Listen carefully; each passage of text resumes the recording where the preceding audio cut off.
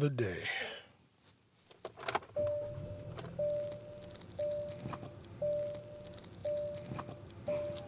All right, let's ride.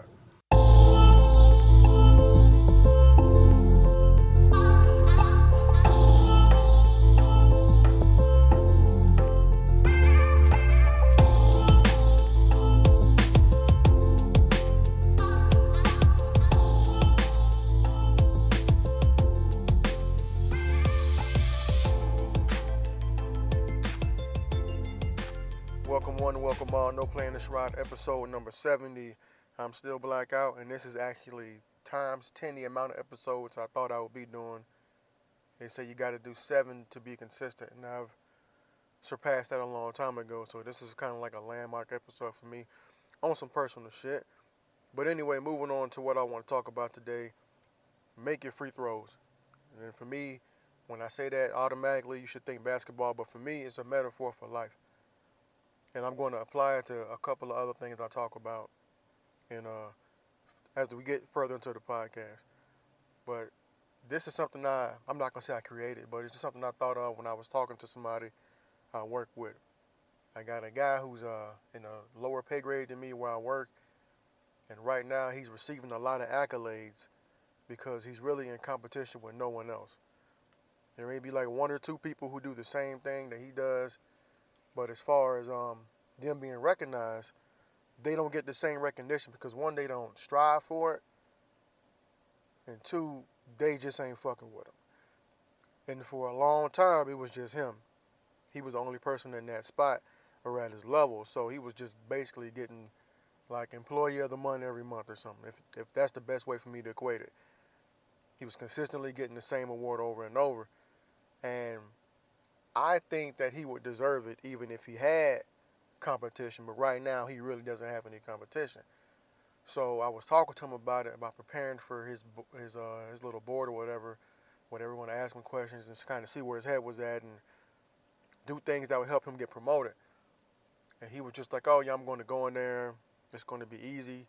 I'm going to win again. And I had to kind of check him real quick. And I said, hey bro, just remember, it's not always going to be like this. So make sure you make your free throws. Do everything you would do as if you were competing with somebody else and go in there and knock these shots down. Because if you continue going on this path you're going on, sooner or later your competition is going to get a lot tougher. And you need to be ready for it. So that's why I named this episode what I did. Because in life, we go throughout life, sometimes we get shit handed to us and then we don't appreciate it. It's free. Here you go. You can have it, do what you want with it. And people tend to tear shit up, like especially as a kid, you get something you didn't pay for, didn't work for as a gift. That shit be broke in a week. Or you lost it, you threw it under your bed and just left it, basically took it for granted. And I really want to drive that point home because I think that we do that in life a lot and don't even realize it. But if we practice on making our free throws and focus on the basics, I feel like we'll be all right. Because a lot of us, I'll say in the black community, a lot of times because of what on the surface we appear to value as far as people that are that we look to, it's usually a lot of people and a lot of celebrities, I want to say, like, say, music, sports, TV, all that shit. It's usually like a lot of celebrities, not so much people in regular occupations that we can actually attain if we want to go do it. It's like I said a few episodes back when Killer Mike was telling people to go get a trade, if possible. Like, it's cool to go to want to be all this shit, the president, basketball player and all that. But he said, make sure you go get yourself a trade so you can feed your family while you're trying to do all that shit. And my reasoning behind all of this is that sometimes we shoot for the stars without working on the basic shit. And this guy's having all this early success, he could end up wanting to be the guy that's all the way in charge, but not realize he's been handed steps and it's not going to be that way when he gets up to where he wants to go. So he's moving up thinking he's going to be at the top, but he has to get through second, third, fourth, and fifth level. And if you don't have a good foundation trying to get there, or even when you do get there, you're going to fucking fail. Because we've all come across bad leaders. And bad leaders are bad for the organization as a whole. They pass on bad habits and sometimes don't recognize talent when it's in front of them because they've been given everything. They haven't been taught to seek out other ways to get shit done, to fight for any position. They've always had it right there in front of them. So they tend to not focus on what it takes to actually grind. And that's another thing I'm talking about, is just working, making it work. Even if you get something handed to you for free, treat that shit like you worked for it for 10 years. And that way you'll value everything that comes your way. And when people seeing you value something that comes your way, it's going to have an effect on them. Because if you look at life in relation to like sports or whatever, or even singing, there's a million singers out there. Not everybody makes it. That talent isn't so far off. It isn't that rare. There's lots of people that can sing, but only so many people grind and work hard and go out and put the effort in to get noticed and to get recognized. All they got to do is hit these wickets, and they'll be in the spot where they can be seen in a brighter light if they so choose. But some people don't, and just think it's gonna come to them, and they complain about the shit. And that's not what we want to do. That's not what people that I want to surround myself with want to do. So if I got the opportunity to pass this on, because I'm seeing this as it happens to him, it happened to me, and I failed and took the shit for granted, thinking good things were just going to come my way, and they never came my way again until I busted my ass and I worked for it. And that's a message that I think that can be helpful for anybody, but a lot of what I'm saying is things I want to resonate in the black community.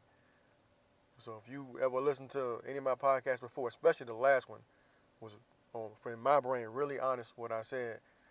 This is another one, this portion, if you could take this message and mold it somehow to your life and pass it down to somebody younger than you, it's a good message to have. Just put your own spin on it and make it work, because this is just all coming out of my brain. If you look at us in the black community, and the people I say we look to a lot of times, you get kids striving to be that. And they don't want to be nothing else until it's too late. Or they get to a point where it's like, damn, if I would have worked towards this, I could have had X, Y, and Z job out of high school. I may not even needed to go to college if I didn't want to. And if you look at athletes even, if you look at kids watching athletes, a lot of times when you see us, we're trying to imitate them dunking, them crossing each other up and shit, them making the no-look pass and all that, even the football, them juking or them diving out of bounds, catching the football, them making the big hit. No real fundamentals. No true understanding of what's going on. So when I say the phrase make your free throws, it means basically master the basics so that you can better help the team. And that team can be your family or your community as a whole. Because if you look at players in the league, not all of them are doing these ridiculous dunks. Not all of them are shooting from damn near half court like Steph. A lot of these guys do certain things right. They dribble, pass, shoot, and play defense well. And that's going to help any team. I don't give a damn who you are. They all want guys who can shoot well, who are willing to pass the ball, and that play good goddamn defense. And in football, be good at your position, understand the scheme you're in, and make it happen. But if you don't know the basics, if you aren't doing the shit like going to practice, reading the playbook, understanding the scheme, watching film, that's the shit that I'm talking about. Making your free throws, you have to look at how your body's positioned. You got to visualize that shit. And I'm telling you this because I'm going through it right now, like in real life in relation to basketball. I had a shoulder surgery a while back, and I haven't been on the court. So, like I told y'all a couple podcasts ago, I'm trying to get back right. But my goal is not to go be on the court dunking and shit. I know my limits. I'm 36 years old. That ain't the game I need to be trying to play. I need to be that old motherfucker in the corner, ready to receive a pass and knock down his jump shot, or make a pass and get back on defense. I'm trying to be that old motherfucker there. That's what I'm trying to do. But for me, it starts with me being able to do basic shit. I'm going out there and shooting alone. The most basic shot you can make is a free throw. So that's what I do. And I watch the pros and I listen to psychiatrists tell me how when they go through shit with these guys, one of the things they tell them is establish a routine. Take a deep breath. Calm yourself down. Visualize what you're about to do. And then shoot. And if you watch any good basketball player or any good free throw shooter, you see they get to the line, they go into their routine, whether they dribble the ball once, they don't dribble at all, they take a deep breath, they go through their movement, they release, and if they're good and everything's consistent, they knock down shots. They make their free throws. They make themselves comfortable. They make it routine. A perfect example is DeAndre Jordan, who's now with the New York Knicks. When he gets to the free throw line, he looks and he asks all his players, he asked his teammates, who you got, to make sure that they know who their assignment is. But he also does it as a routine to get himself into doing the same thing. And his free throw shooting percentage has jumped. So when I got my black ass out on the basketball court, that was my thing I wanted to do. Because if I'm playing with a team or playing one-on-one, one of the things I need to do is make sure that I have a set way I want to do things. I want to position myself right and shoot at the right time and get my release right. So I did the same thing that he did. I started shooting free throws. I got my routine down and started knocking them down. And if I missed, I would run and get the rebound, and more than likely, I'd be right up under the basket, and I would just shoot from right up under the basket because that's something else basic. If you get the rebound, there's no reason for you to run back all the way out to the three-point line and try to shoot from there. No, put the ball back in there, and then I go back and I shoot more free throws. Then if I get a long rebound, then I may shoot from out there just to kind of break it up a little bit. But my focus is on being able to knock down free throws and then make shots close to the basket. Because if you can do that effectively and understand how the ball goes off the backboard, it goes into the hoop, and it becomes routine for you, that's going to leak into your game. And when you're actually in the game situation, muscle memory take over, and you can be more successful.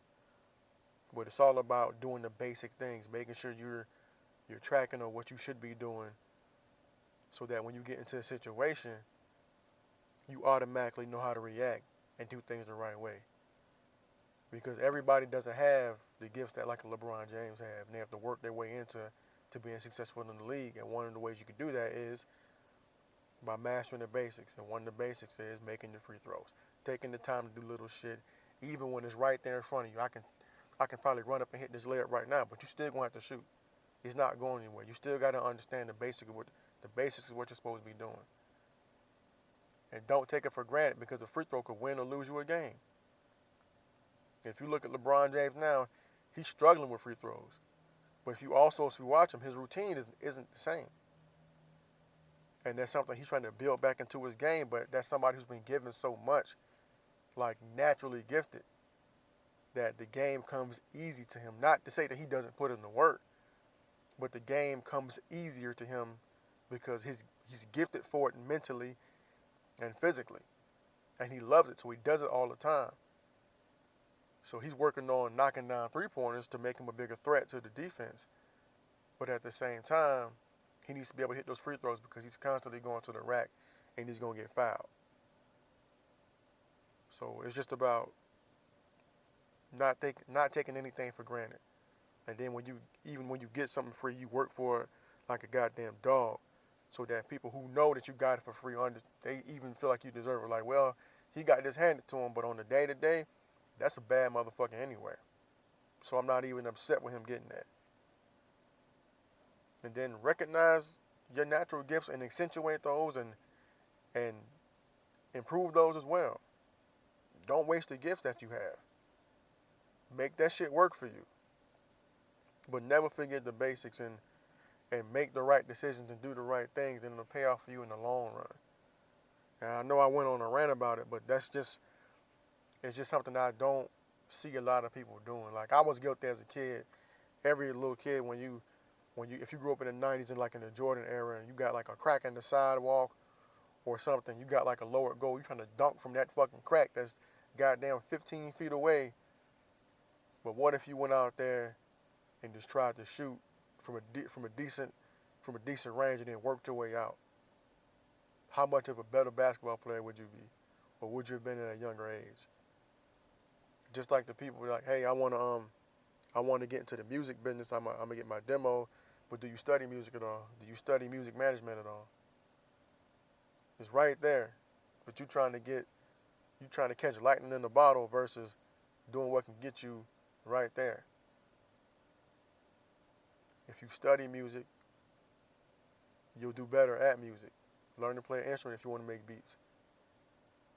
It's music, you should enjoy it. If you look at one of the best rappers in the game right now, J. Cole, he's educated.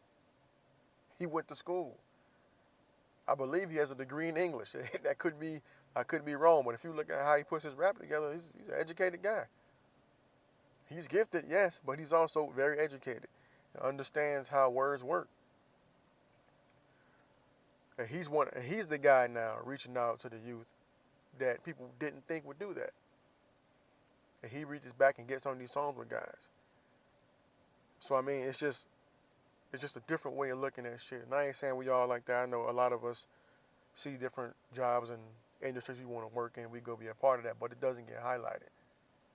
And I just want to make sure that I'm doing my teeny tiny part in whatever teeny tiny part I play in anybody's life to say, hey, maybe think about doing X, Y, and Z. And maybe you don't take this for granted. Maybe you value everything that you get and everything that you work for, and you go a little bit further in life. And you practice it. Practice things you like to do and get good at it. I like doing this. I like to talk, so guess what? I'm doing this. Do what you can to be efficient at it, because if you look at it, efficiency kills inefficiency almost 100% of the time. And my example is at Golden State Warriors. They shoot a lot of threes, but they're efficient at shooting threes. They move the ball well. And you know what? They win. They play defense well. They move the ball well. They shoot well. Championships. New England Patriots. They're effective. People may say they cheat. That could be true. I don't know. But if you look at what they do in practice, they know what they're doing. They shot their free throws. They know what's going to be given to them. So now when they step up to that line before the play goes off, they already know what the outcome's going to be for the most part. Positive yardage, first downs, touchdowns, wins, championships. If you don't believe me, check the stats. They winning. That's why the NBA does shit like they measure plus minus analytics and all that stuff, because doing those things right matter. The point guard efficiency, quarterback, QBR, all that shit matters.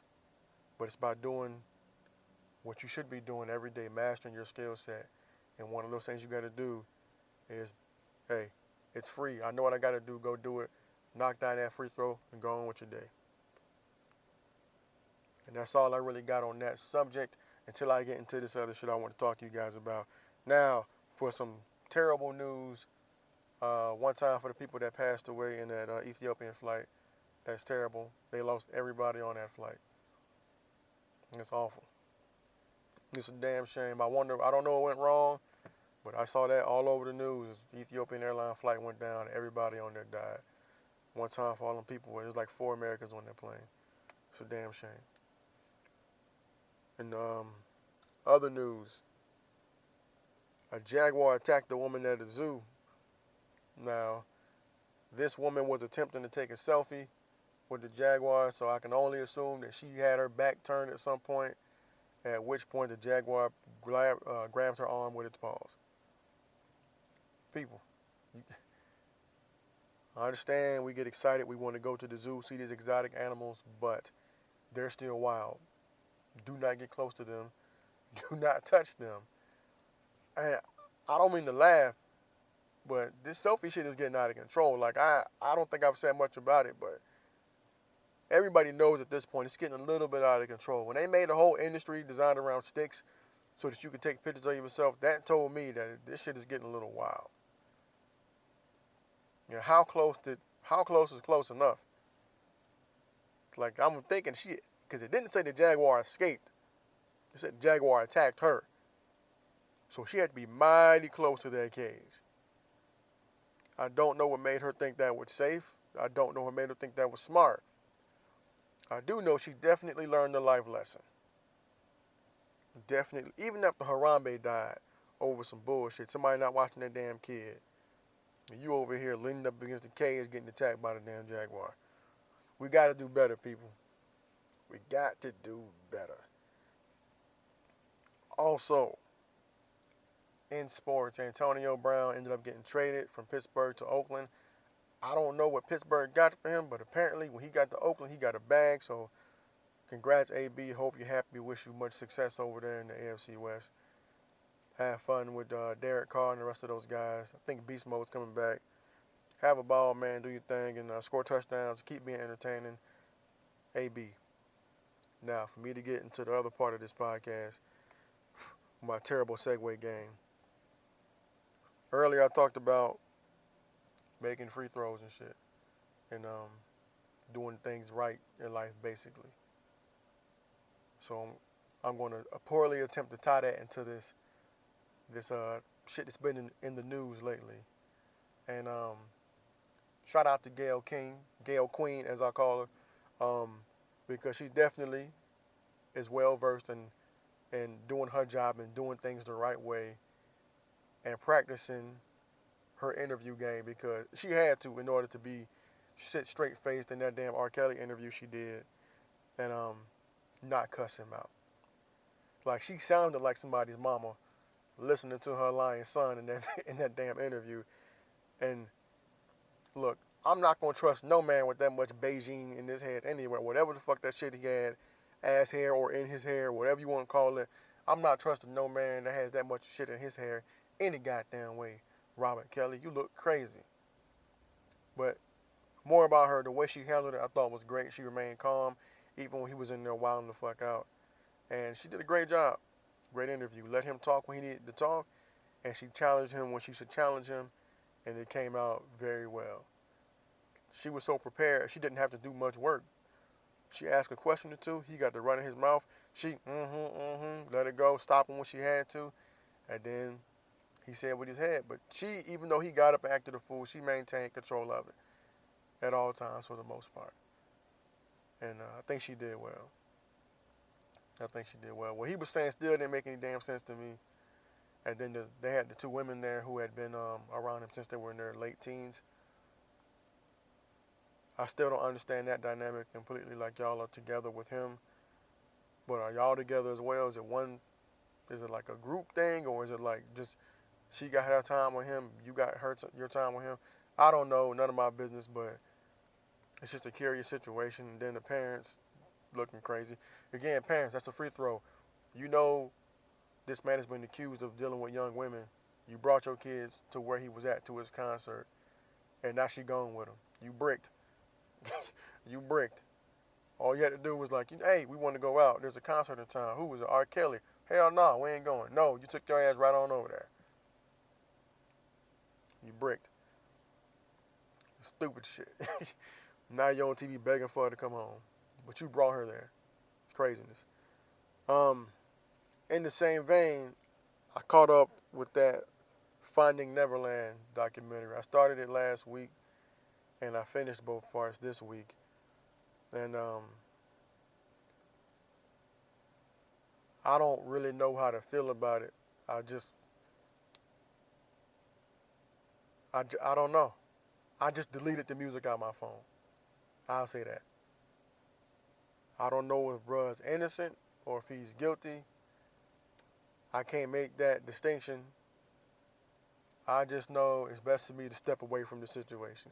As a fan, as a former fan for right now, my fanhood is in limbo. So it's better for me to just delete it off the phone for now. And then if other things come out that he didn't do all this shit, then it's cool.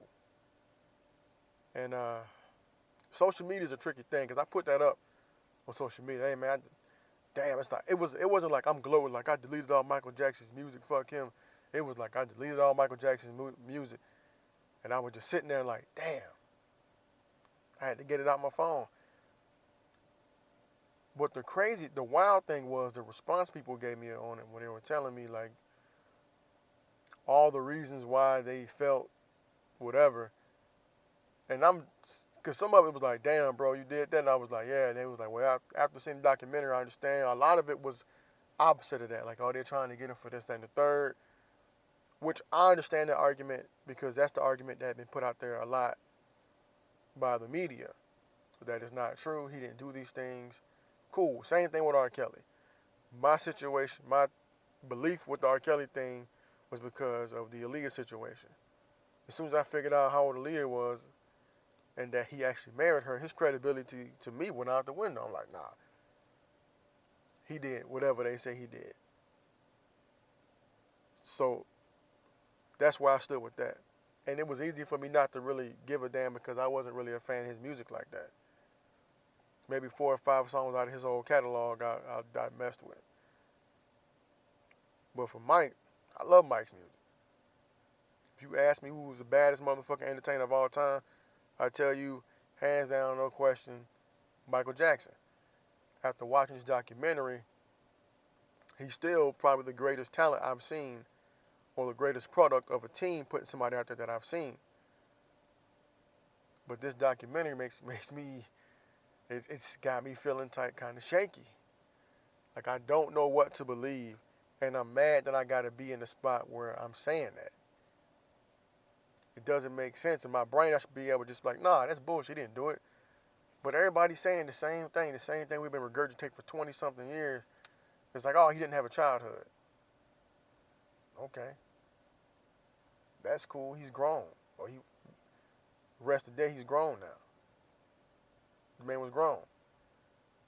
And that man, not to speak ill of him, made bad adult decisions.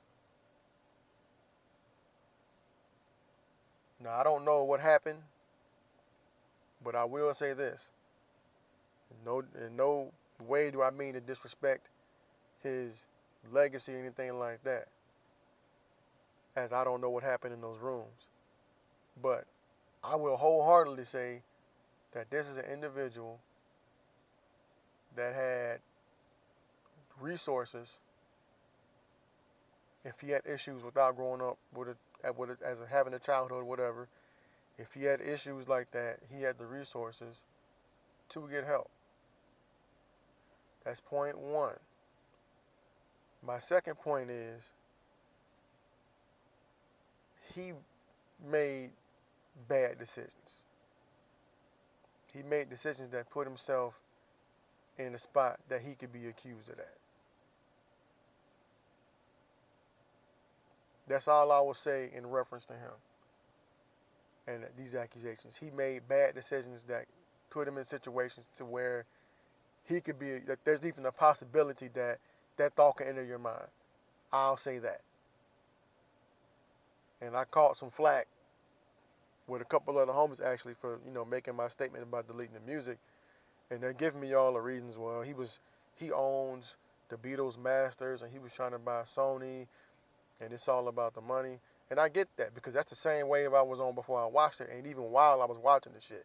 Because when you got the dude, I think one's name is Jim or something like that, and you got the dude Wade Robertson or whatever, when they're talking about him going and taking the stand and testifying on behalf of MJ and him completely shutting it down and refuting all the evidence or refuting the claims that he was doing this to people, and then him coming back years later and saying this shit, he looked like a fucking clown. It's like, why the hell would you get up there and tell a lie and expect me to believe you now?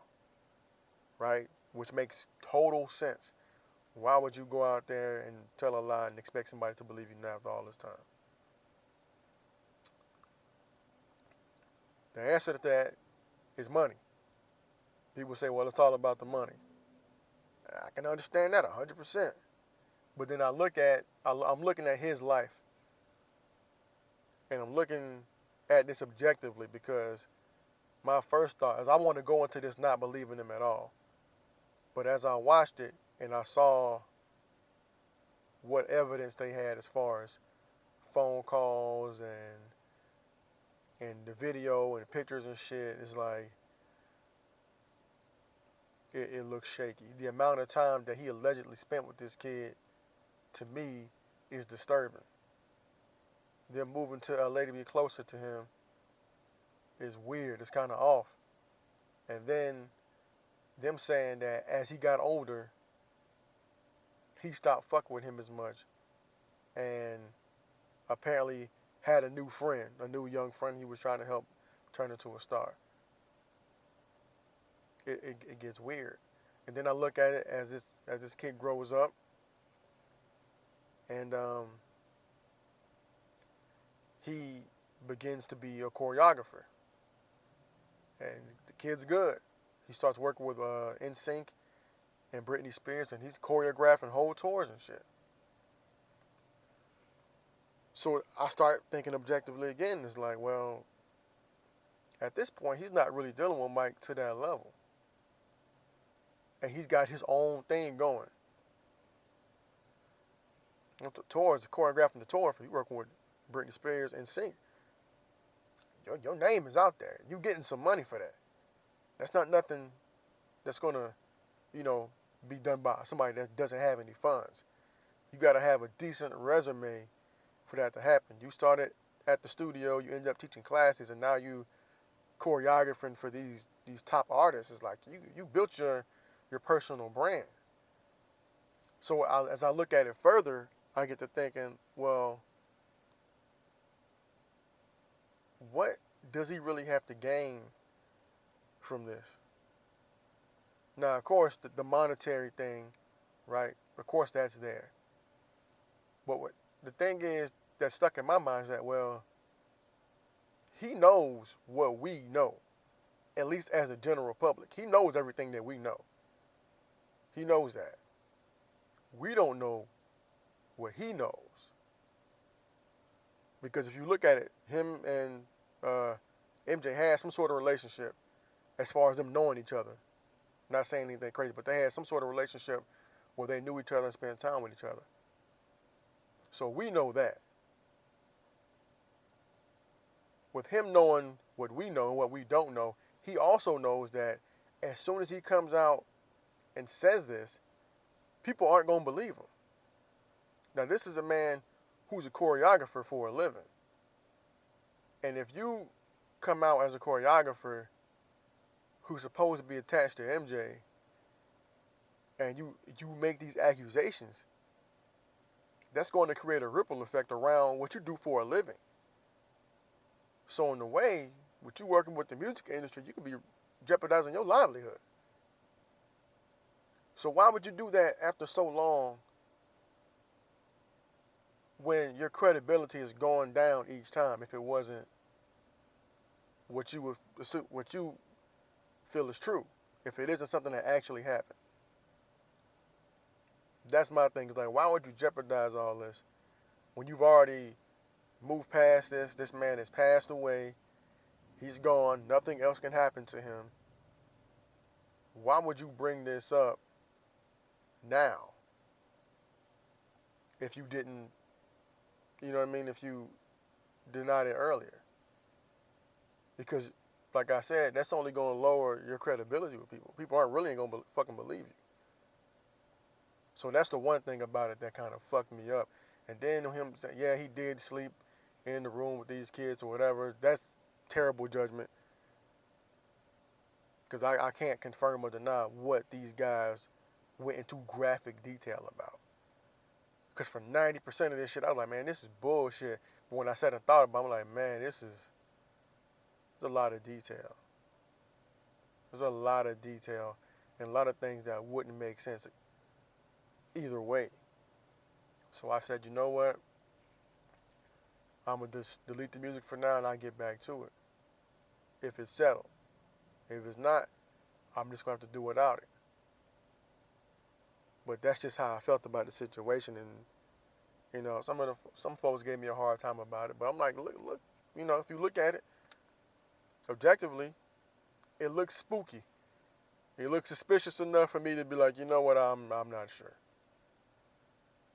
But if you don't agree with me, ask yourself, it's like, why, knowing what he knows, knowing how he's going to be received, knowing that this could jeopardize his livelihood, knowing now he wasn't really famous. He wasn't a famous person. Like the other guy I don't really know too much about, but the guy whose livelihood is directly affected by him putting people's dance routines together to music, why would you come out when you've already discredited yourself that much? You making your own money. You got your life together. You got, you're married, you have a kid, You're doing well in life. Why bring all this upon yourself